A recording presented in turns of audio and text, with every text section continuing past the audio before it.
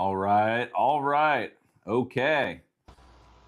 Love it. Welcome to the Moat, everybody. It's the lunch hour break, and we are breaking down today real business decisions and real problems behind them.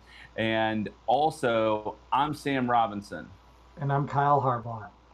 Every week, we find real businesses, real numbers, and real stakes and show you how to build a business competitors can't easily copy, take, or kill. Until then, until now, and into today, let's keep building that moat. All right, let's build that other layer of the moat. And Sam, I want to say that, we find business news stories, but we're not here to report the news. We're here to break open those stories, find the lesson, the leadership lesson, the business principle that you can apply to your business so that you can walk away making better business decisions for your personal outfit. So let's build that next layer of the moat. Sam, I got a question for you. If your competitors had twice the budget as you, how would you still beat them? That's a great question. It depends on what type of competitor I'm looking at because not all races are the same. And so that's actually a fantastic question because depending on who's reading this, or as either as a transcript to an AI or actually listening to it in person, depending on who's reading this, the answer is going to change. Mm-hmm. So if you're in a sprint, that's a whole different competitor than someone that might be running long distance. Yeah. Same versus if you're just playing a different sport. So meaning that if you're in a different industry or you're in a different niche within the industry, or you're selling a different type of product, you have different competitors, and each one of those competitors have different adoption rates, Yeah. not only with technology but also with their people and their processes. So if you're going up against like big guys that are slugging, multiple billions of dollars, to be able to invest, you're probably going to you're either going to want to have one of two people or both people on your side, either someone that has the capital to deploy to really get these things down, or someone that's probably somewhere in the genius level that has all these same skill sets. If you can get both, even better. If not, just do the one Yeah. or the Well, other. well, But Sam, yeah, that's what this episode is about. Is the strongest businesses don't always have the most resources, but they do make better decisions. And so we're going to be breaking down a couple stories about businesses that have competitive advantages. So let's get first into the bootstrapping revolution. So it's real right now. It's very real. yeah, Yeah. so July 2026, the average startup size team is 4.3 people. Bootstrapping businesses are growing close to VC backed companies, roughly 20% versus 22%. So they're a lot smaller, they have a lot less resources, and yet they're growing about the same. While spending less on a customer acquisition and showing better survival odds. Founders increasingly treat outside capital as optional and not a must have. So, what are your thoughts on this? Yeah. So like I said, it's either assemble the A team, okay, either assemble the AT and enable them. We talked about this literally the last episode of adoption rates of AI and making sure your people are AI enabled. I saw that on my own productivity. I was able to get things done in one day that would have taken me either a month or multiple months or even a couple weeks. And now I can get those done in a day. And basically, send a message either to my own AI or Claude or whoever yours your favorite. And we're seeing some level of sophisticated orchestration with that. But either assemble the A team or find the money back to get the team and get in front of the people. The reality is that again, it depends on the race. If you have a very, if your customer acquisition cost is very high, you're probably looking in the neighborhood of looking for that type of capital. You know, not just $1 million, but definitely skyward, much more above that. Yep. I'm saying ranges depending, 10 million, 100 million, billions, depending on what you're doing. But I'm also seeing an interesting other trend on the flip side of that, is that there are, man, I'm forgetting the names. I was reading it last night. I was really tired when I was reading it, but it was some very well-known names that are either one, out of business now, or two, they got bought for much less than that they were valued at, or three, they were AI enabled, but they just kept making cuts. So they've kept cutting down people because they've realized that the amount of productivity can basically remain the same, but at a lower amount of people. And so we're seeing organizations and that structure change fundamentally. And it's Mhm. not something that anyone really expected to happen when this whole AI revolution came up. I didn't expect it either. But I'm seeing the evolution of like a different infrastructure for businesses that didn't exist before AI. So it's very, very, very interesting. Yeah, I agree. There's more options out there now with technology, but one thing I think used to be a common belief, and I think it's being dispelled, is that more capital. People used to think more capital would bring a better business. It's not It used necessarily. to, It, not I you mean, not necessarily, but it used to. Yeah. Well, my point is the the the decision making ability, the discipline about where we should allocate that money is very, very important. And just because you have lots of money doesn't mean you're spending it wisely. And I think that discipline piece is really, really important. And I'm just amazed how many, VCs or, other investors, they just give money like, hey, here you go. And then there's no follow up. There's no like making like it's just like here you go, figure it out. And that's wild to me because not everybody is going to make good decisions and deploy that capital effectively. I mean, a lot of times people come to us because they need to deploy their capital more effectively. And so I think that's a really interesting point that like just because you have money doesn't mean you're guaranteed to win. Yeah, and I do have a different take on that though, Okay. on the VC side, is that I'm seeing the rise of more like consultancy with the VC. And the reason is because they want the return on investment and everything has been changing so quickly. And so we're a lot of times when there's a purchase, it's like, okay, hey, we have these systems and models that you need to use. Mm, This worked for the other companies, and this is the process that we have, and you need to follow this to the T. Especially for more seasoned teams or more, or I guess like bigger teams, bigger companies doing the acquisition, mhm. and we're seeing those processes. I'm also seeing different roll-ups with different businesses. It's like you Yes. buy a bunch of different businesses that are kind of similar, doing the same thing, and they're able to roll through and become more productive, and they're rolling out new infrastructure for those. I Um, agree. yeah. However, the biggest issue that I'm seeing as a trend, that they're not addressing right now. They're just straight up not addressing it.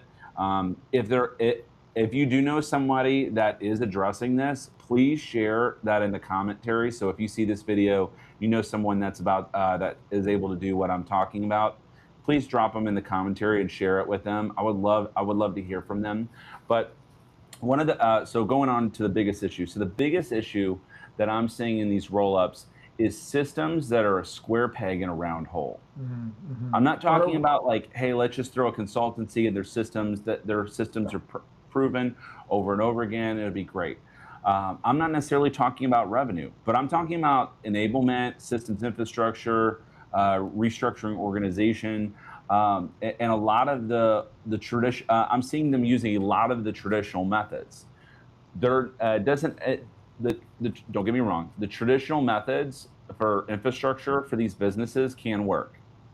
They still do work, but it's going to start to turn into, they work as well as a horse and buggy compared to your F1 sports car or your Ferrari or your minivan to get all the kids in. So that's about how good some of these traditional methods are turning into. I'm not throwing them out with the bathwater. They're not necessarily fully antiquated yet. They're still actually highly functional, highly usable.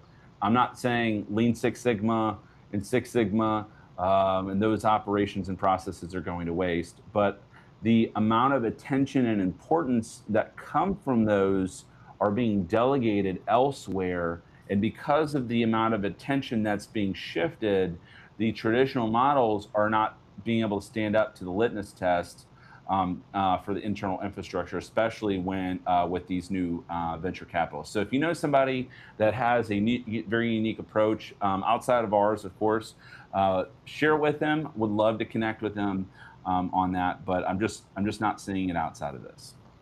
That's a great point. And one thing I want to say is, if you have less money and there's some constraints there on your budget, that breeds creativity, or it can. And so we can see really unique ways that are maybe not traditional, not the best practice, but are something new. And I think there can be real advantages there. And then the other piece is independence is valuable.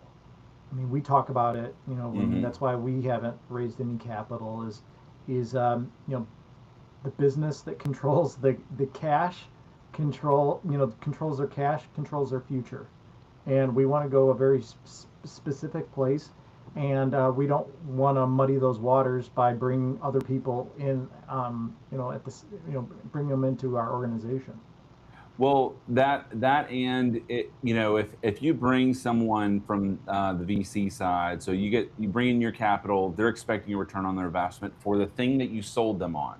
Right. They're expecting you to go to market. You're making the plays. You're doing the return on investment, and that means that you can't turn the ship as fast and pivot as a founder as fast anymore. It just isn't going to work. And the same is true for really large ships. Big companies that have been doing the same thing for the longest time. They're not going to be able to win as fast and get there, but they can spend the money to purchase the businesses that have already made the decisions, and so they can deploy that capital. So they have different plays that they need to make. It's like, well, okay, well, how much money can I acquire them for to solve this problem? I'm going to go ahead and do that. So. But the venture capital, or the money that's invested, expects that return on investment. So if you are expecting to expand in a bunch of different directions, you're doing a bunch of different things, it's really hard to convince somebody on venture capital that you're going to do all these different things and they're going to fund it. And it's like, I don't understand what you do, because they're only being able to latch on to maybe two things. Right. And you have to really be able to communicate that and go to market. But if you have more than that in what you're doing, it's a whole different ball game. It's just not going to work. So a lot of these founders that are going broad because of the use of AI and the AI enablement, it doesn't make sense for them, because they're going to have competing priorities in their business, and competing priorities, we find, usually loses money, not makes money. Yeah, that's a good point. So, I mean, discipline compounds your moat. If you know how to bring in a structured filter to make decisions and make them well consistently, and deploy your capital, the money that you do have effectively, that can be a very big competitive advantage. The few organizations that do that well will win. So there's something to really think about, and think about how less money might make you more focused. I think that's a really good question for business owners to walk away with, is if like, say, half our budget walked out the door, where would we get weaker and where would we become more focused? Exactly. So there is a level of focus that needs to happen, and we're seeing this on the bootstrap revolution, like you mentioned. And the reality is that you can go and build things very cheaply now. It's not, and we talked about this with Moat erosion, either last episode or the episode before, of the moat literally eroding. And the reality is that you got to continue to build the moat as it's eroding, and Yes, it's not going to stay there forever. you got to keep Just like, innovating, cars didn't stay that way. right? Just like, manufacturing is not the same way that it always was. There's a lot of new machines out there that could do some cool stuff. We're seeing that, even like, for instance, Amazon's like, we're going to have Prometheus. We're going to go and do all these like cool robotics things. And we're going to change, manufacturing and a bunch of other things while we're at it. So there's the rise of these robots that we're going to see, is that they get better and better. I don't necessarily know exactly what they want to do with it, but I'm not, keen on, robot overlords either. So we'll see. Yeah, yeah. I'm not keen on that either. So, this is a live show, and we'd love to hear from our audience. So if you're watching this live, leave us a comment. And if you are watching this, after we're not live, let us know. Leave us your experience in the comments. Let us know, has a constraint ever forced your business to become better? And how did that work out? We'd love to hear from you. Like I said, we're a live show. If you have a question, feel free to leave it in the chat. If you'd like to talk with us privately, you got questions about your business that you don't want to talk about on air, explore what's possible. I'm going to leave a link in the chat right now, and I'm also going to, I'll leave it in the comments. So later on, if you want to talk with us, you can. All right, Sam, wanted to talk to you next about a customer experience story. This is really pretty interesting. Okay. So it's about Macy's. As of July 1st, 2026, Macy's has unified its marketing around a celebration that starts at Macy's. It's interactive in-store experiences, personalized services, sports partnerships, and community events. And really what they're trying to build around is not so much products, but experiences. I think that's really, really interesting. I'd love to hear your take on it. Okay. I've got a very interesting take on Macy's. How do I want to say it? There's been a huge change and a shift since COVID happened. We can all attest to that. Many people aren't going to, the amount of people that are going to a brick and mortar location have dropped off drastically. Yes, I would agree. And the reality is, it's that since the, by the way, I'm hearing feedback on your mic, Kyle. But on Macy's, you have they're trying to go to this like Macy's Thanksgiving Day parade. You got your you got your Rose Parade, and in the new year, and you got your Macy's Thanksgiving Parade, etc. And different things that you have during the holiday season. And I think they're leaning into more of the celebratory piece of the culture that they've had, building up to that. That said, Macy's has closed stores. I mean, they've really struggled from a brick and mortar standpoint, and they've lost revenue.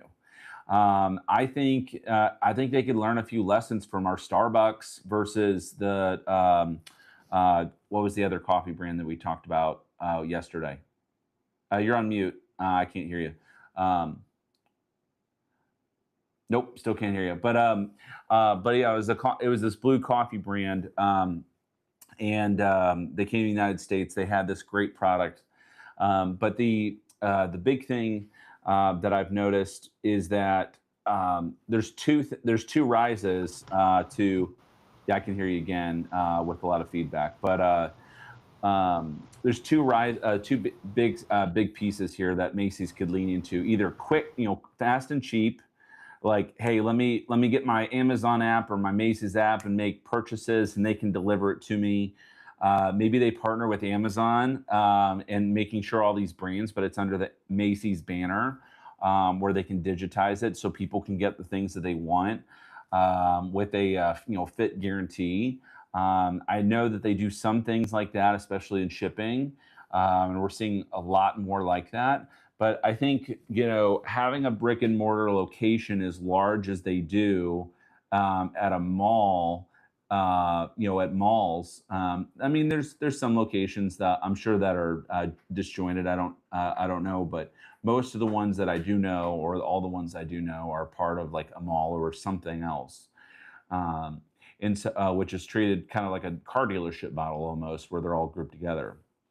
That said, um, I think they've got to start either cutting back on one, inventory in house, or two, figuring out a way for like curation methods. Like having people like for I know for people like me, I'm not everyone's like me, but for me, like I don't like to wander around in a store. I went into the mall for the first time in like a decade or more the other day because I wanted to go and grab something that I had ordered online, but it was in a mall, and I was like, man, this is not going to be fun. I wandered around the mall for 30 minutes trying to find the location because they've changed all the locate, all the tech and how to actually find stores. And I was like, it was a learning curve for me. And I was like, I'm not coming back here. You can't get me to walk in a mall. But there was tons of people there that were sitting there looking around, nothing else better to do other than buy. So I do think there's two different buyers. One is the one that wants the quality experience over time, and that person has much different psychographics and a demographic and purchasing power than the person that just wants it done and shipped to you. I mean, frankly, most of my stuff, like most of the clothes that I've bought, has literally been like, it's like, oh, I like this, boom, on Amazon, it's gonna arrive in 2 days or a week. And I don't have to think about it. I don't have to get up anywhere. I just hit a button and we're back. So that was words, Kyle. But the quality of purchase and the purchasing power, I think there's two different slices because they're only seeing so much outside the store online. They're not going to see that. It's like, well, you bought a shirt. Did you need pants to go with it, or did you? And I think it's really turning into like a tailor moment. They're trying to figure out some way as an experience to move towards a tailorship. So, or maybe that's not the right word. I think I just invented a word, but tailorship. I'll use that. I'll lean into it. But something where the from a Macy's perspective, it's a curated time. You go in there, they say, "Hey, how are you doing?" They learn your name, and then as you learn your name, they say, "Okay, well, what are you looking for?" I'm looking for this, this, and this. Oh, great! I think this could look great on you. And so I think the options I think the options are not limited with Macy's. They have a very broad selection. There's things there that I didn't realize, but I will say that there is another demographic that they should try to lean into as well on two different sides. One is the fast and cheap. I just need it now. I'm looking for black suit coat, or a very specific type of pants, and I can type it in there, and it's like, hey, do you want to do that? Yes, your card's on file. You want to do that? Bam, I hit the one-click purchase and be done. So I think we have two different demographics, and they're leaning into one of those, and I think they're leaving money on the table with the fast and cheap. That makes sense. I think that anybody can buy a product, and like people can carry similar products. Maybe you can't get that exact thing at the store, but you can get something like it.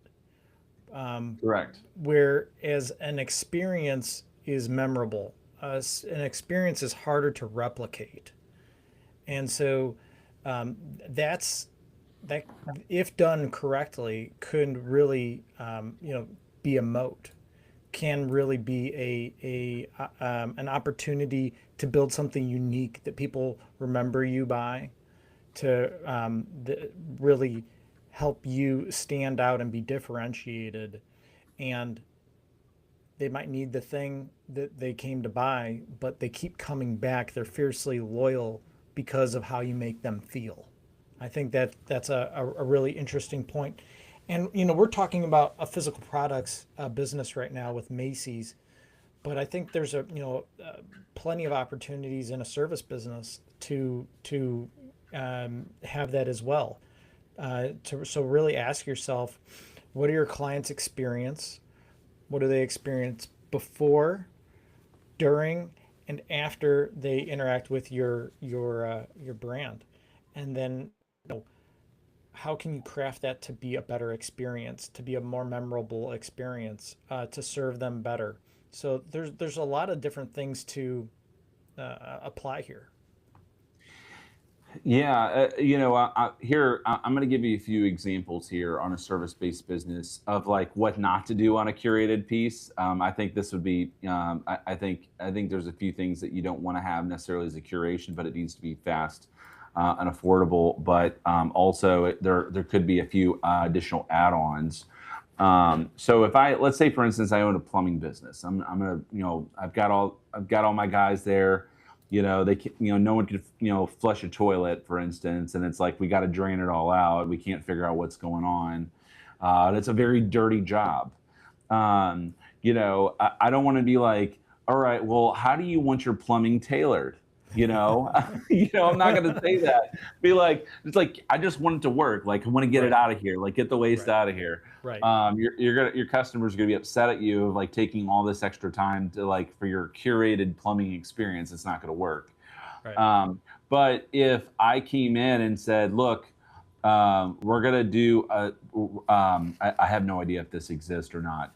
But if I was able to have like a 3D diagram of all of your plumbing in your house and be able to show you like where all the potential issues are, like very quickly, it's like we're gonna fix this now, we're gonna get it done, and then we're gonna have like a way for you to understand what's going on in your house and where it's going to go and the potential leaks and what you probably should do from preventative maintenance. Now you've got my attention. And it's like for an upcharge for, X amount of dollars, maybe $100 or something like that, we'll map out your pipes. We'll tell you, we'll not only fix the issue, so we'll have that fixed issue, but if you'd like to, as an add-on service, we'll map your pipes and we'll see what's actually going on with the pipes in your house for whatever reason, for all the, the exit. But that's one way. If I owned a roofing company, you've got all of your free inspections. That actually yields a lot of good results. And a lot of times, when there's a storm hit or something like that, they're walking up and down all the areas where the storm hit. We had that a while, just like 2 weeks, like a week or two ago. I was like having all sorts of people knock on my door, and I'm like, I'm good. Like I know I'm good because I literally just we're like we're pretty brand new. Like we don't need that. Um, um, but the thing is that like if they go and find like actual issues, they said, hey, I can go and point to an actual issue, and there's no charge to a customer. Then they're going to be more interested in with it. Yep. With it. And I know there's definitely people getting their roofs, roofs replaced because I've seen them. I've seen like 2 houses just in my neighborhood. But as a roofer, the curated experience wouldn't live necessarily with like necessarily the product, but specifically more with the people, because you have that relationship, and it's like the curated experience is like you have that constant communication. Be like, hey Kyle, we're working on your roof. We've got X, Y, and Z going on. I wanted to make sure that you were well informed. Progress is being made. No real updates other than the fact that progress is being made. No issues found, or we're working through a few different things, and we'll have a estimate, or we'll have any additional things that we found coming to you shortly. And like doing that before the customer's actually asking those questions and staying ahead of that from a relationship aspect. Because each business has one of 3 issues. It's either time, money, or people. And a lot of times when you get into a business, you think it's something completely different, but it really comes back to one of those 3 issues of like time, money, or people. Usually people, or the amount of time that's required to learn, or learning curves. It could be the amount of money that needs to be invested, so the amount of profit margin was naturally eroded, and you're upset about that. Or the amount of investment you need to have to continue to innovate and stay ahead. So there's a bunch of different things, but usually the things that you think are the issue in the business that you're like, oh man, I can totally solve that. There's usually an issue behind that. Yeah. That's the real issue, and you only learn about it once you either get your your hands dirty or you have the experience. There's no in Yeah, no, between. Someone's got to tell you. that's a great point. Figuring out, is this a root cause or a symptom? And we see so many times people mistake symptoms for root causes when there's actually something else going on. Yeah, that's a great point. Let's go on to our moat lesson for this one. So our moat lesson: products can be copied. Memorable experiences are harder to duplicate. Sometimes the strongest moat isn't what you sell, but it's how you make customers feel. Ask yourself, does your business create moments worth sharing, or just complete transactions? So, for the audience, think about the business, the best business that you've interacted with recently. What was memorable about that experience? What made them the best? Let us know in the comments. Talk to us in chat. Let us know who you interacted with and what they did that really stuck out and stuck in your mind. All right. Great. And then for those that don't know us, we're about the halfway point of our live show today, Tuesday through Thursday, lunch hour, so 12 to noon Eastern, 11 to noon Central, and then if you're on the you're on the West Coast, you might want to wake up a little bit earlier.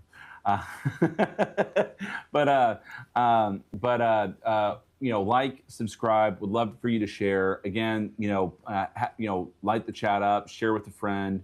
If there's something that you really liked, share the exact portion with them. I'm sure that that'll be very helpful for them, because we're really trying to uncover, look under all the rocks for these businesses. And most of these, again, are not news. These are, there are some things that are in the news, but these are also real things that we're running behind the scenes and trying to figure out. And so we're bringing that to you so that you can have a better understanding, so you can level up in your business. And if you'd like to, go ahead. There's links in the chat to be able to do so. There should also be a link in the description, if I'm not mistaken, Kyle, Yes, for our yes. videos. If you're watching later, would love to have a call with you, whether it be on the live show or either in person or on a video call. But with that, I know you've got more questions for me, and we got some cool stuff to uncover. Yeah, so it's that time of the show where we're gonna pull the lever. I Right. love pull the lever. It's my favorite. So when we talk about this segment, there's three different things that a business owner has to steward well: their time, their money, their people.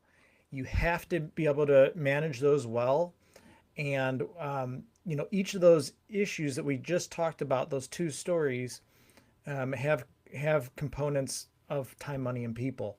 And so let's talk about it. Which lever do you think we need to pull here for the bootstrapping businesses that are not taking on capital?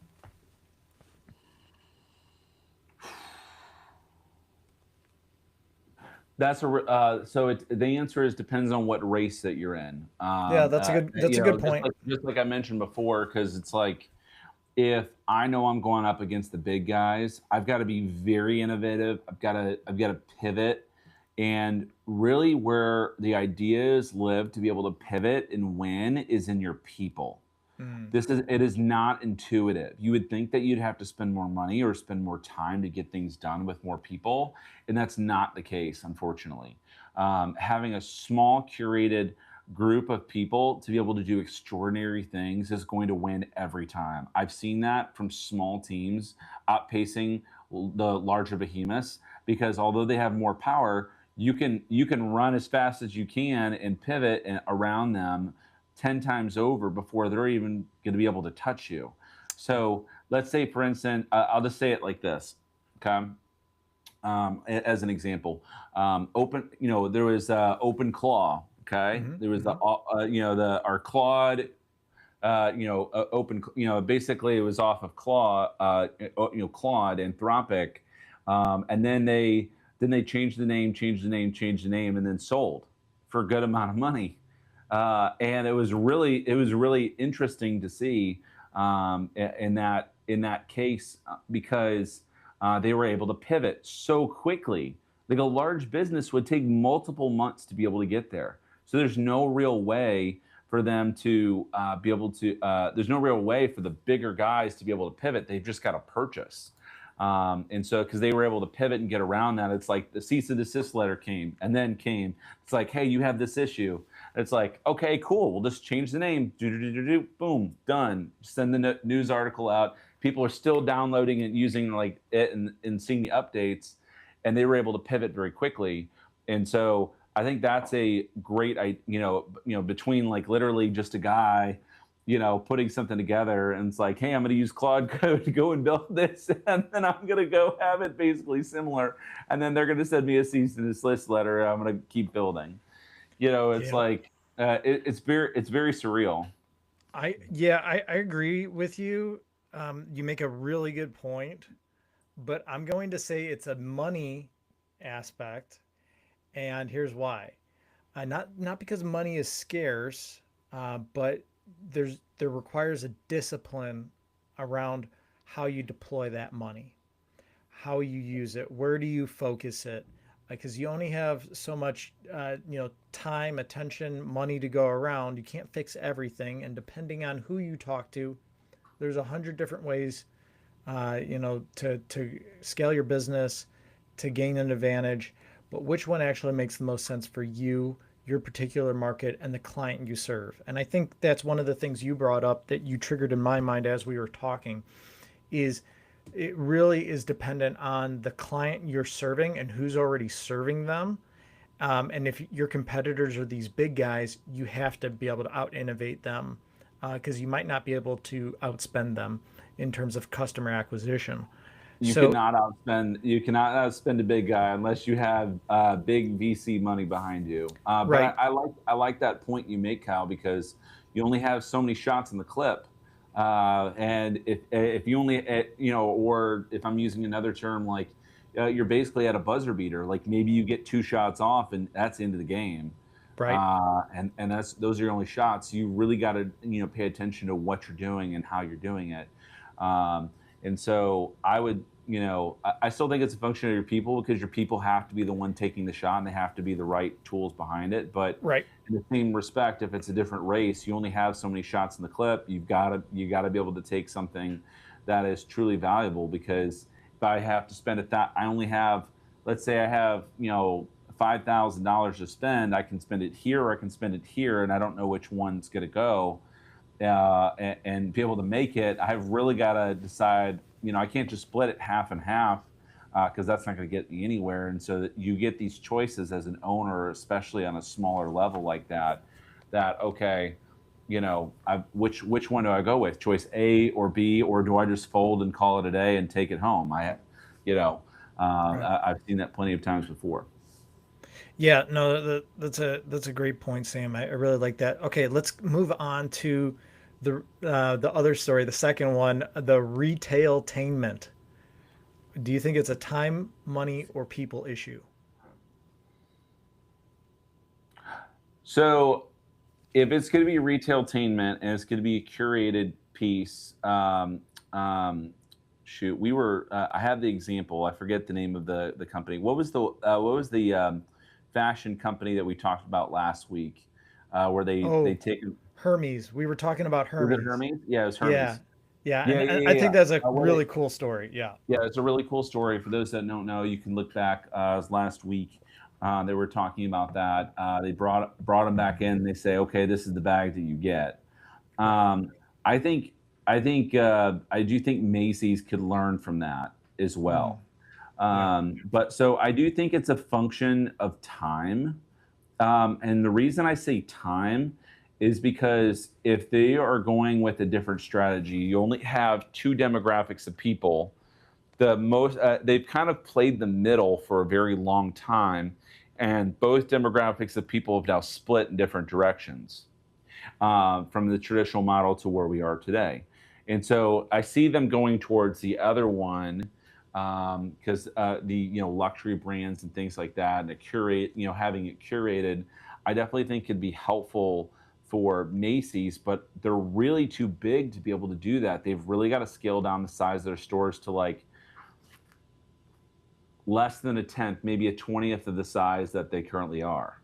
Right. Like it's way too big. Like to do that, like basically just have all of your clothes in an inventory in the back, and then like have your people trained to be able to have that curated piece, and you're going to say goodbye to the big Macy's stores.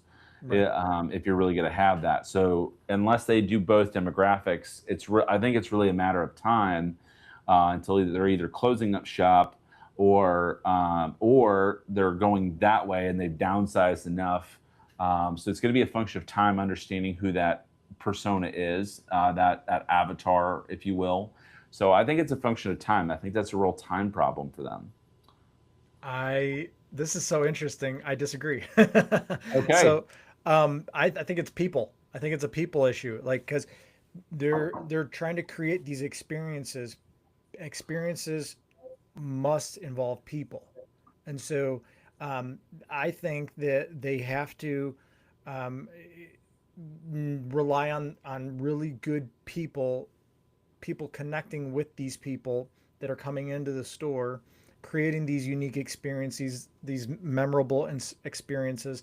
That's not something that your branding's going to do, or your marketing or whatever. It's going to be the actual in store experience. So they happen consistently. You have to consistently deliver on the promise, and the promise is going to be, you're going to get a unique experience, a Hmm. unique. Um, uh, you're not going to just get a product. You're going to have something more. And so I think leaning into the people aspect is Yeah. going to be, is either it's going to either fail or it's going to succeed with people. I do think that's an interesting thing, interesting take, Kyle.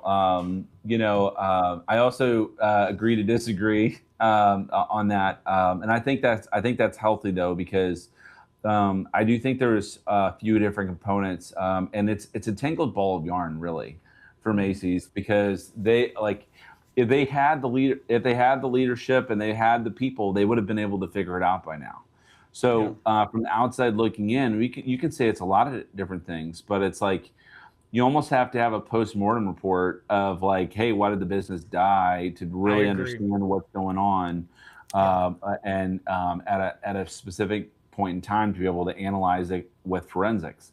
But the reality is they have an eroding customer base, right. and it's like if you can't fix the eroding customer base, you have a real problem.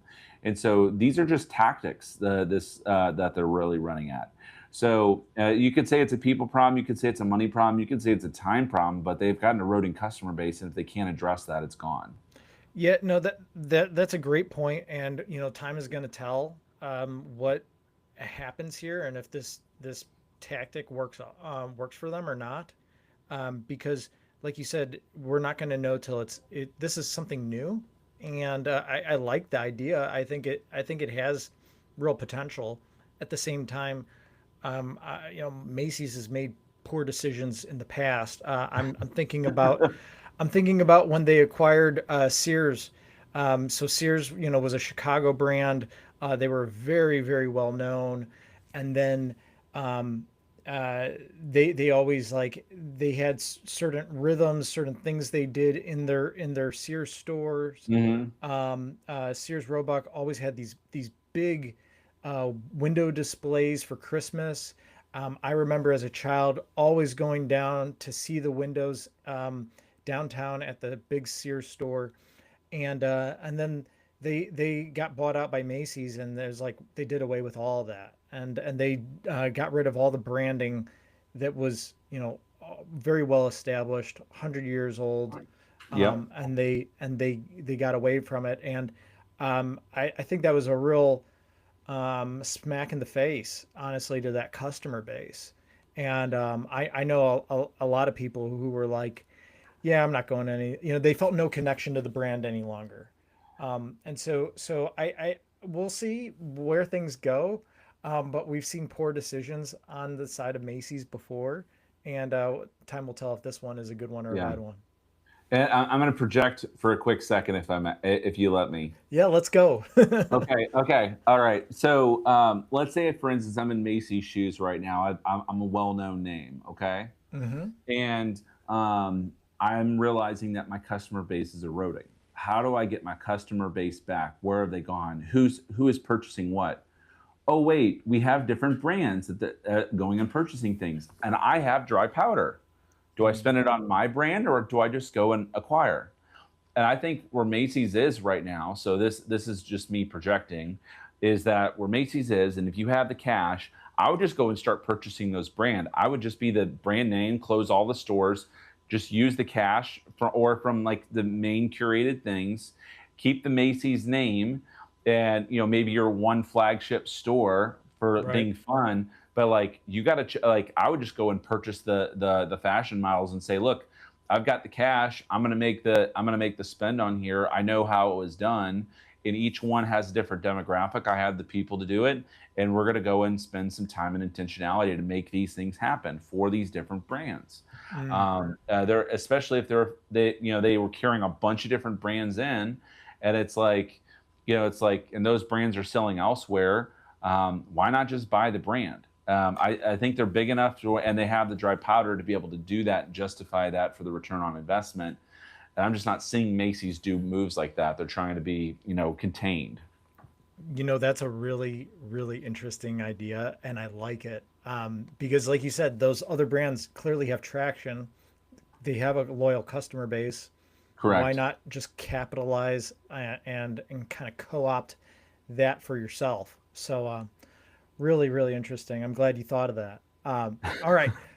So today's stories, they weren't really about retail or startups. They were about intentionality. Businesses don't endure simply by spending more.